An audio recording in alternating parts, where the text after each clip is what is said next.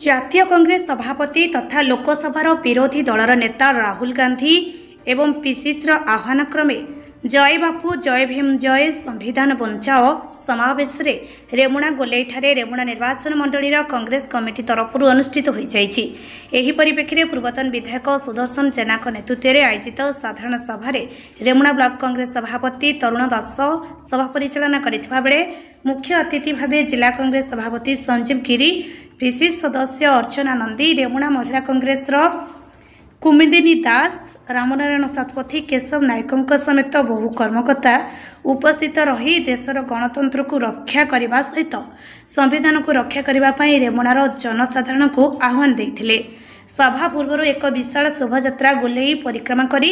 संविधान प्रणेता डॉक्टर आंबेडकर प्रतिमूर्ति रे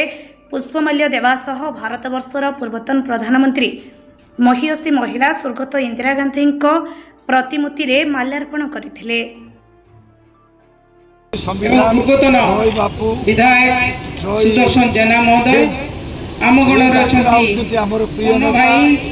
एवं जिला उपसभापति आमर पाढ़ी बाबू एवं रामनारायण बाबू मोर भौणी रेमुणा महिला मानकर ब्लॉक सभानेत्री आमर ज्योत्स्ना सेनापति वरिष्ठ नारी नेत्री एवं आपण माने समस्ते संजू बाबू को भाषण शुणिला परे मो भाषण किसी अवकाश अच्छी जानी पार नहीं तेरे केवल गोटे जोड़ी कथा कही मोर वक्तव्य को शेष करी। माँ भूणी माने सतरे आपण माने निज मनर निश्चित रूप से प्रश्न उठुव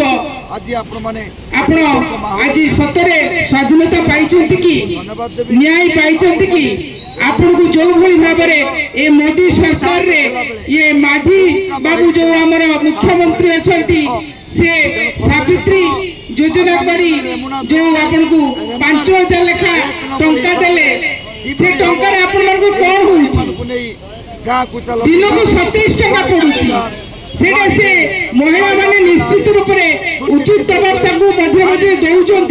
किंतु मोर कहया कथा आपण माने से कथा को जवाबदारी करवा।